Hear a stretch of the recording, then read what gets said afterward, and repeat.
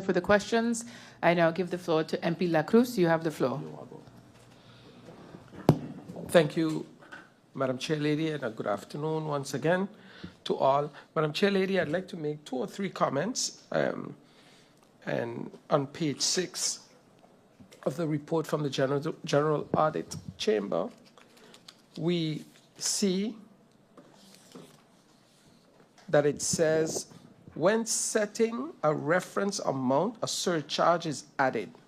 As a rule, this markup amounts to 10 for individuals and 25% for companies, and this is intended to act as a form of pressure for the taxpayers to subsequently file their tax return. Madam Chair Lady, through you to the Minister of Finance, this works exactly in the opposite from what they are trying to achieve. If you have a audit and I get an assessment that shows a lot more, like my fellow colleague mentioned, this brings shame, makes me uncomfortable, and then I go into hiding. And that is not exactly what we want. And this is very deceitful, because you're going to add something to it just to, like we say in Dutch, lock me out. But that is where trust is also lost in the tax department, because they should know better. Then, Madam Chair Lady, through you to the Minister, are there any plans to make any changes to the National Ordinance, especially AB 213, GT number 674, when it comes to profit tax for locals? Is that a possibility? Are we going to do something? We have a lot of young people starting up businesses that are also asking questions. Hey, are there any tax exemptions for us young locals starting our own businesses? Then, Madam Chair Lady, I have an idea that I'd like to bring across to the Minister of Finance. One of the biggest problems with business owners is that they don't know everything. And being compliant with everything that has to do with government, so we're speaking about SFV, taxes, labor department, health department, everything that has to do that makes your business get that check mark.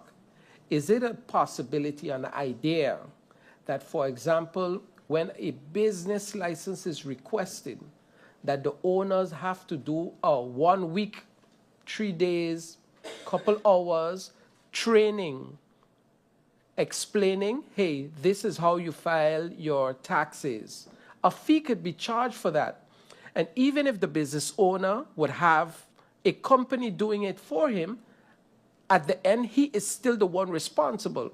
So if he has an idea, okay, even if it's on a memory stick, that you put that information where they could, on a yearly basis, if there are any changes to these forms, put into the computer, go on the website and download the new forms.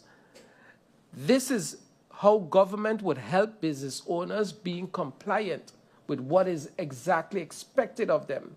The problem is, through you, Madam Chair Lady, is that as a business person here on St. Martin has to go to 100 offices, get information from every office, and sometimes contradicting each other to be able to remain compliant. And this is the problem that we have here. And once it starts and you have a backlog 1 year, automatically the second year it will be worse.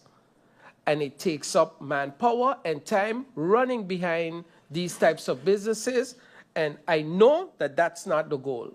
So again, that was one of my ideas, revenue generating ideas for the minister, that she could actually put that together and have businesses follow a small course on how to remain compliant. Then, Madam Chair Lady, through you, the whole idea, I hope when an assessment is made, and the minister said it is based on what you indicated when you first requested your crib number of how much you're going to actually be making, right? That a 25% on top of that is added. I don't think that's totally correct, because I've seen a business that is going to generate 50,000 but failed to file, and the assessment was of 300,000-400,000.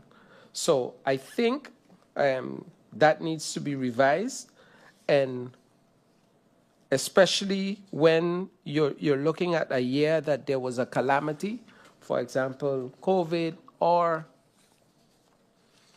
a hurricane, that those numbers are also checked. Then I heard my colleague mention something concerning a statute of limitation on taxes. I'd like to know if that is actually a fact, if that is true or not. Is there such thing? And in the report, one more thing, Madam Chair Lady, again in point 6, it speaks of tax inspectors currently employed. And I don't know if maybe my mind was somewhere else, but I didn't hear the ideas to actually get these FTEs filled. I didn't, if the minister could elaborate a little on that, because otherwise we're going to get nowhere with this. Thank you, Madam Chair Lady. Thank you, MP La Cruz. I see that MP